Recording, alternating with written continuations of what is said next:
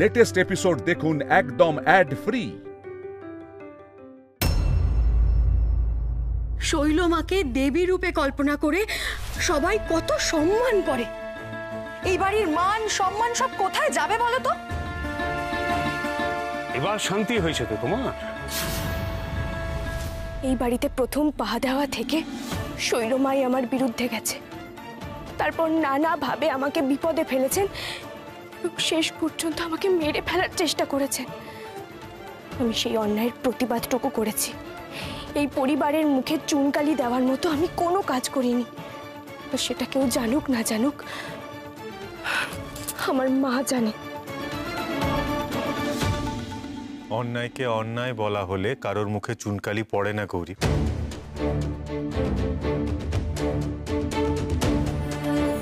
তুমি যদি আমায় সাহায্য না করতে তাহলে পিসিমণির মুখোশ কখনোই খোলা যেত না। আর মেজ কাকিমণি, এত কিছুর পরেও তুমি পিসিমণিকে সাপোর্ট করছো কি করে? একদমই তাই, তুমি দিদিকে আড়াল করতে চাইছো, আর সেটা করতে গিয়ে যে ব্যাপারটা সামনে এনেছে তাকে অপমান করছো। দেখো, আমার যেটা মনে হয় আমি শুধুমাত্র সেটা বলছি। আমার কাছে এটাই সত্যি। বেশ, আমি আর কিচ্ছু বলবো না, তোমরাই দেখে নিও। এরপরে কি হয় তোমরা তো নিজেরাই চোখে দেখতে পাবে সেটা। গৌরীমা, আমি বেশ বুঝতে পারছি যে তুমি কোনো দোষ করোনি। কেউ গৌরীকে দোষ দিও না। অন্যায় যা করেছে সেটা তো শৈলকে পুলিশ ধরে নিয়ে গেছে। কি শাস্তি তারা দেবে আমি জানি না, কিন্তু সমস্ত তথ্য প্রমাণ সবকিছু শৈলর বিরুদ্ধেই যাচ্ছে। গৌরী বা ঈশান এরা কোনো ভুল তথ্য তো দেয়নি। শৈলর কথা ভাবলে আমার সত্যি কষ্ট হচ্ছে। বেশি অহংকার করতে গিয়ে আজ শৈলমায়ের এমন দশা হলো। তিনি নিজেকে দেবী বলে মনে করতেন, তাই ভেবেছিলেন যা খুশি তিনি করতে পারেন। কিন্তু কোনো মানুষ কখনো দেবী হয় না। মানুষ মানুষই থাকে, আর মা থাকে মায়ের জায়গায়। কোনো দোষ করলে মা তাকে নিশ্চিতভাবে শাস্তি দেবেন। গৌরী মাঝে মাঝেই কত সহজে মায়ের নাম নিয়ে সত্যি কথাগুলো বলে দেয়। ঠিকই তো, মানুষ যখন নিজেকে ভগবান ভাবতে শুরু করে তখনই সে অন্যায়গুলো করতে শুরু করে।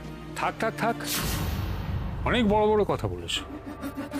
শৈলকে পুলিশে ধরিয়ে দিয়ে নিজেকে খুব বড় মনে করছে, তাই না? তোমারও পতন হবে শিগগিরই। আমি কোনো দোষ করলে মা আমাকে ঠিক শাস্তি দেবে ছোট দাদু, সেটা আমি খুব ভালো করে জানি।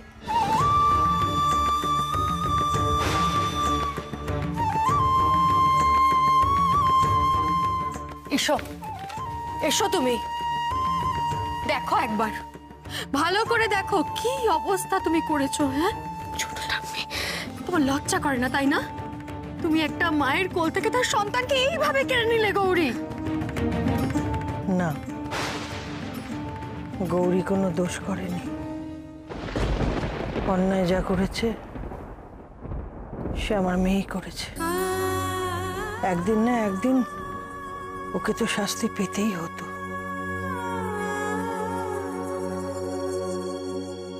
আমি চাই ও তার নিজের ভুলটা বুঝতে পারুক, নিজেকে যেন শুধরে নেয়, আবার নতুন মানুষ হয়ে যেন শৈল ফিরে আসে।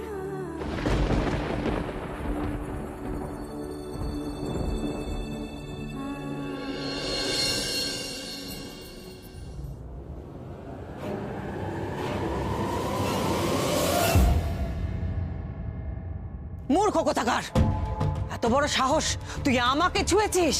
কি কেস? কি চুরি না কেপমারি? আচ্ছা, তুমি কি যাত্রা দলে কাজ করো নাকি? এরকম অদ্ভুত জামা কাপড় গয়নাকাটি পরে আছো কেন? কাকে কি বলছিস তুই? তুই জানিস না তোরা আমি কে? আমি শৈলমা, বিখ্যাত শৈলমা।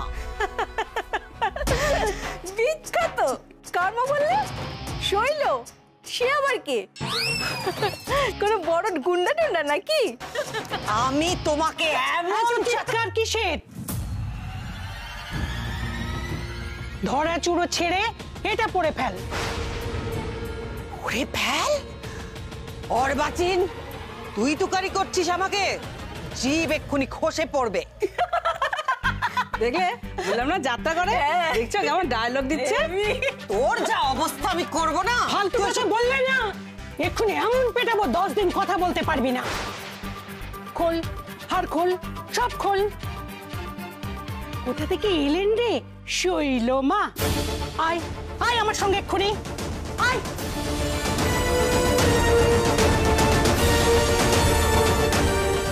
খোল, সব খোল। আমার সঙ্গে দুর্ব্যবহার, হ্যাঁ আমার সঙ্গে দুর্ব্যবহার। এমন মজা বুঝবি না তোরা, সব কটা কুকুর বেড়াল হয়ে যাবি। তো বড় অন্যায় যে তোরা করছিস তোরা জানিস না। এমন অভিশাপ আমি দেব না, তোদের সর্বনাশ সব। আমার এই মন্ত্রপুত ত্রিশূলে হাত দেওয়ার অধিকার কারণ নেই।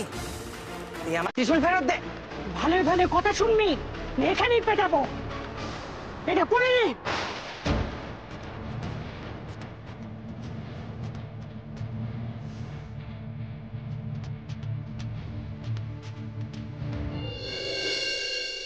আরে আমি তো খবরটা পেয়ে কি করব বুঝতেই পারছিলাম না, ওই জন্য সূর্যকে নিয়ে তাড়াতাড়ি চলে এলাম।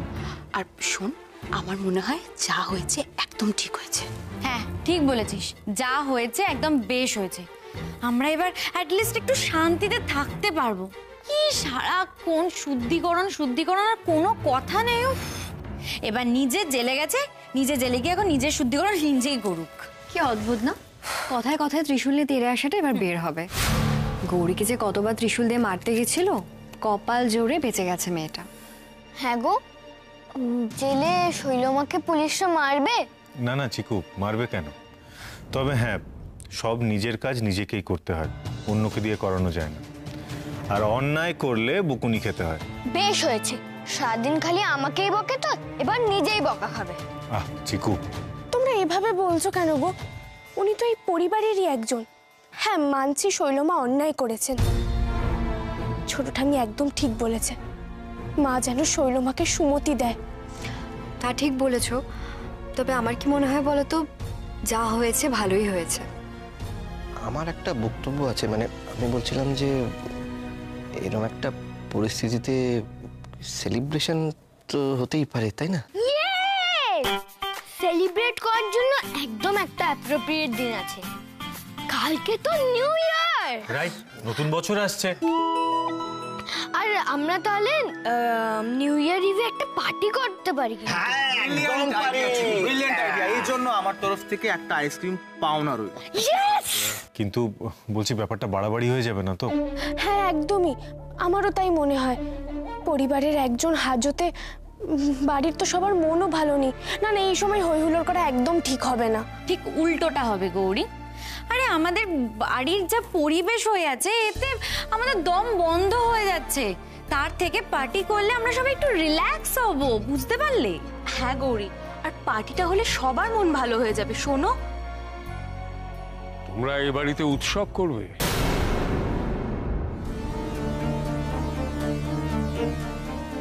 আনন্দ করবে সবাই? না না ছোট দু, এ বাড়িতে কিচ্ছু হবে না, কোনো উৎসব হবে না। হবে, এ বাড়িতে কাল উৎসব হবে।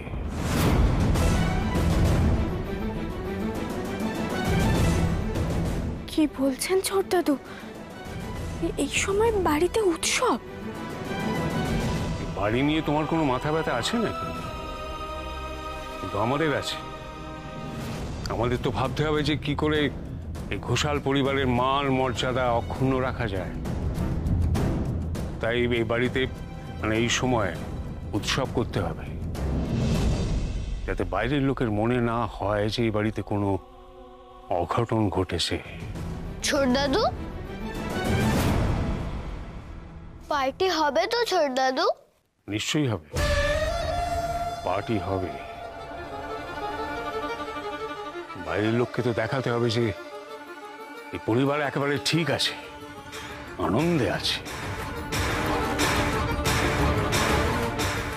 কিরম লোক দেখেছো বাবা? মেয়ের কথা না ভেবে মান সম্মানের কথা ভাবছে।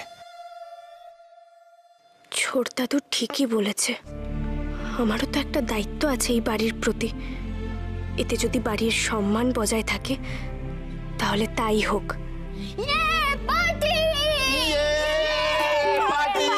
পার্টি পার্টি পার্টি পার্টি, তাহলে পার্টি হচ্ছে ফাইনালি। হ্যাঁ হ্যাঁ, এটা তো ফাইনাল হয়ে গেল ব্যাপারটা। কিন্তু কিন্তু পার্টিতে আমরা কি করব সেটা কোনো আইডিয়া আছে? মানে একটা ফ্যাশন শো করলে কেমন হয়? বেশ তো, করতেই পারো। একটু উচ্চারণ দেখা।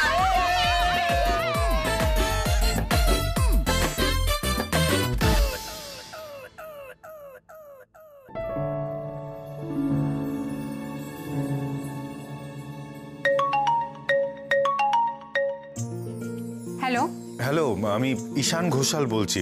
আমার বোন পলার কাছ থেকে আমি তোমার কথা শুনেছি। ও আচ্ছা, পলা আমার খুব ভালো বন্ধু। পলা অনেকবার আমার থেকে ড্রেস বানিয়েছে। আমি পলার থেকে ঘোমটাকালির কথা আর ওর বৌদি গৌরীর কথা অনেক শুনেছি। হ্যাঁ, সেই জন্যই আমি তোমাকে ফোন করলাম। আসলে গৌরীর জন্য স্পেশাল একটা ড্রেস বানাতে চাই আমি, আর আই গেস তোমার থেকে বেটার এর জন্য আর কেউ হতে পারে না। আমার কালকে বিকেলের মধ্যে ড্রেসটা লাগবে, তো তুমি কি কাইন্ডলি একটু বানিয়ে দেবে? আপনি একদম চিন্তা করবেন না, আপনি ঠিক যেমন ড্রেস চান গৌরীর জন্য আমি ঠিক সেরকম বানিয়ে দেবো। Okay, thank you thank you thank you. হ্যাঁ হ্যাঁ, রাখছি। তাহলে তিতিরের সাথে সবার দেখা হচ্ছে আগামী 2রা জানুয়ারি রাত 10:30টার সময়।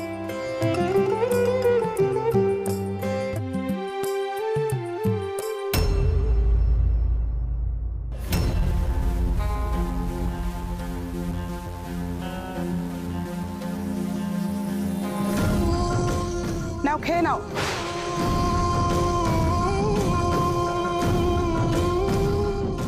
মূর্খ কোথাকার! কি এসব? আমি শৈলমা, আমি এসব খাবার খেতে অভ্যস্ত নই। এভাবে কোনোদিন আজ অব্দি কেউ আমাকে খাবার দেওয়ার সাহস করেনি। আমার জন্য পঞ্চব্যঞ্জন তৈরি করা হয়, সেই খাবার মাকে নিবেদন করা হয়, তারপর গঙ্গাজল ছিটিয়ে আচমন করে সেই অন্ন আমি গ্রহণ করি। নিয়ে যাও এসব। এই খেলে খা, না খেলে মর। শৈলমা, শৈলমা, আরে শৈলমা, কোথায় যাচ্ছেন হন হন করে?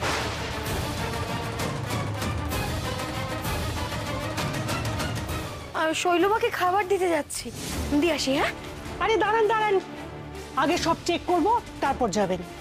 এখন ব্যাগ করুন। আস্তে আস্তে। হ্যাঁ এইটা একটু বার করে নেবেন। আস্তে, কিন্তু আমার ব্যথা।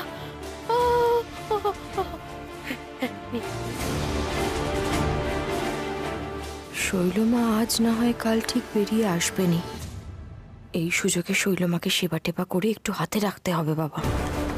বলা তো যায় না, যাতে বেরোবার পর আমার ওপর কোনো বিপদ না আসে।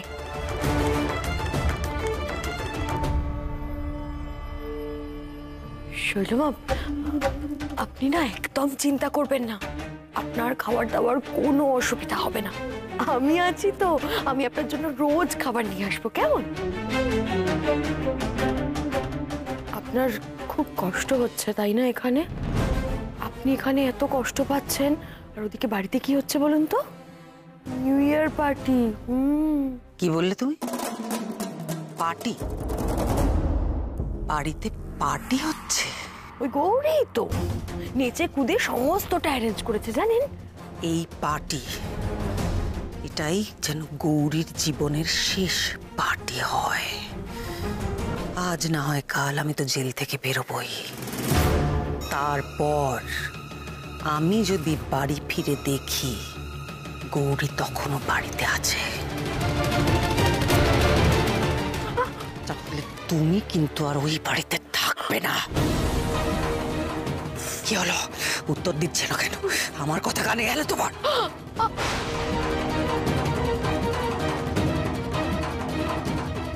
উফ বাবা, কেন যে মরতে আমি এখানে এলাম কে জানে। এবার আমার গলাতেই খাড়াটা ঝুলবে বলে মনে হচ্ছে। মনে থাকে যেন কথাটা। আপনি যা বলবেন সেটাই হবে শৈলমা, সেটাই হবে। যাই।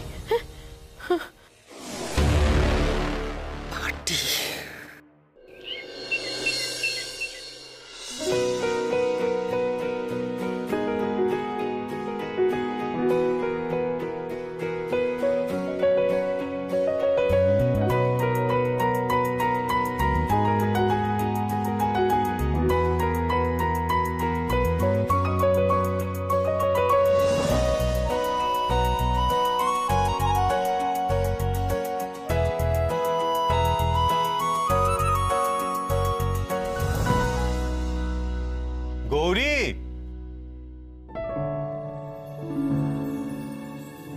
হ্যাঁ ডাক্তারবাবু, ডাকছিলে? তোমার জন্য একটা সারপ্রাইজ আছে। কি আছে? এই যে তুমি এত কঠিন কঠিন কথাগুলো বলো না, আমি তো কিছু বুঝতেই পারি না। গৌরী, এগুলো না মোটেও কোনো কঠিন শব্দ নয়, এগুলো খুব সাধারণ ইংরেজি শব্দ। এগুলো তো জানতে হবে নাকি? অবশ্য জানবে কি করে? এই তালে গোলে পড়াশোনাতে একেবারে লাটে তুলে দিয়েছো। আমাকে একদম বকবে না ডাক্তারবাবু। আজ বাড়িতে অনুষ্ঠান, কত লোক এসেছে, সবকিছু তো সামলাতে হবে। সব সামলে ঠিক পড়বো। আচ্ছা, তুমি কি একটা প্রাইজ এনেছো বলছিলে? প্রাইজ না গৌরী, সারপ্রাইজ। ও, ওই একই হলো। দাঁড়াও,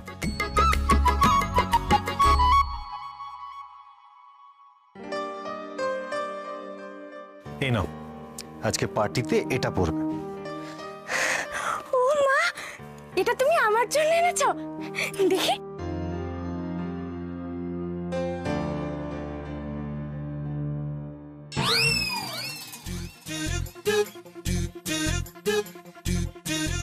এটা কি এনেছো তুমি আমার জন্য? আমি এটা পরবো? ছি ছি ছি ছি, মা গো মা, মামা কি সর্বনাশ, কি সর্বনাশ।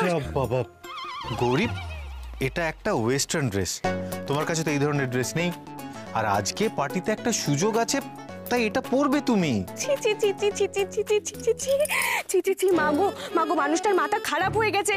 আমি নাকি এই জামাটা পরবো? দাদু, ছোট দাদু সবাই থাকবে তার সামনে। বাবা ছি ছি, মাগো কি সর্বনাশ হলো, কি সর্বনাশ হলো। গৌরী, এরকম কেন করছো বলো তো? এতে খারাপ কি আছে? এটা তো পরাই যায় গৌরী, সবাই পরে। যে পরে পড়ুক, আমি এটা পরবো না, ব্যাস পরবো না, বুঝতে পেরেছো? কি জামা এনেছে ডাক্তারবাবু, এটা পরলে কি হবে? সবাই কি ভাববে? আমার ভাবতেই কেমন করছে। না না না না না না,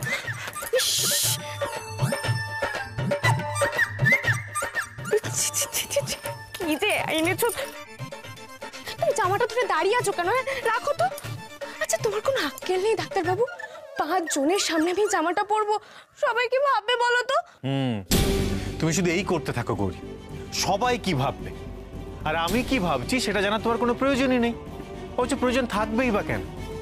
আমার ইচ্ছের কোনো মূল্য আছে তোমার কাছে? আমার চাওয়া না চাওয়ার তো কোনো দামই নেই তোমার কাছে। ডাক্তারবাবু, ডাক্তারবাবু, জামাটা আমি পরতে পারবো না। মাগো, তুমি একটু বোঝাও ডাক্তারবাবুকে, আমি কি করে এটা পরবো? ছি ছি ছি ছি ছি। মাকে যত ইচ্ছে সাক্ষী করো, মাকে জানাও, থাকো তোমার মাকে নিয়ে। আরে ডাক্তারবাবু, আমার কথাটা শোনো, আরে বোঝার চেষ্টা করো।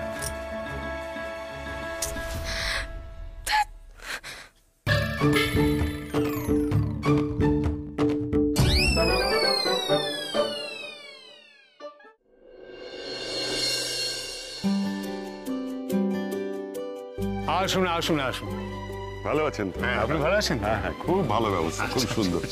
কিন্তু এই সবাইকে দেখছি, শৈলমাকে তো দেখছি না, তিনি কোথায়? শৈল ওই মানে নতুন বছরের সন্ধিক্ষণে ও একটু হিমালয় যাত্রা করেছে, ওখানে কিছুদিন তপস্যা করবে। তাহলে আর সাক্ষাৎ হলো না। আমি ভেবেছিলাম দুটো কথাও বলবো। ও, আপনি সাক্ষাৎ করতে চান? সে ব্যবস্থাও আছে। মাধুরী, রিমোটটা এক্ষুনি শৈলমাকে দেখতে পাবেন ওইখানে।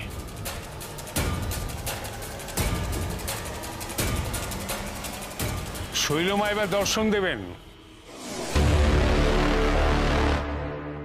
মা, মা গো, ভালো আছেন আশা করি সবাই। আমি একটা বিশেষ কাজের জন্য আপনাদের মধ্যে উপস্থিত থাকতে পারিনি, তবে খুব তাড়াতাড়ি আমি ফিরে আসব, আবার দেখা হবে আপনাদের সঙ্গে। আমার আশীর্বাদ সর্বদাই আপনাদের মাথার উপর। ঘাবড়ে যেও না, এটা এখন রেকর্ড করা নয়। দিদি একবার জাপানে গিয়েছিল, তখন নিজের ভক্তদের উদ্দেশ্যে এটা রেকর্ড করে দিয়ে গিয়েছিল। বাবার সুযোগ দেখে এখন এটা চালিয়ে দিয়েছে।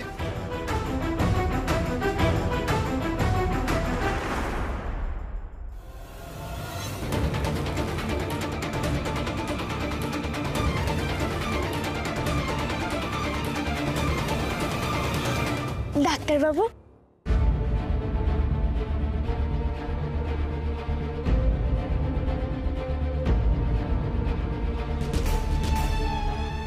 মাগো, ডাক্তারবাবু যে এখনো আমার উপর রেগে আছে। কি করি বলো তো এখন আমি?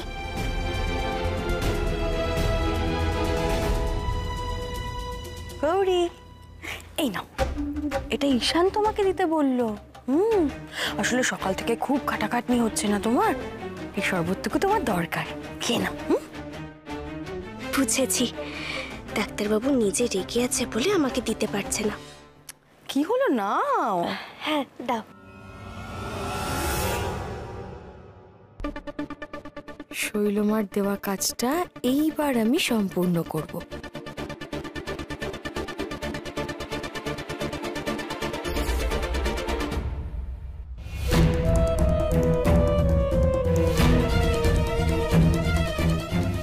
এই শরবতটা খেয়ে তুমি নিজেই নিজের কবর খুঁড়লে।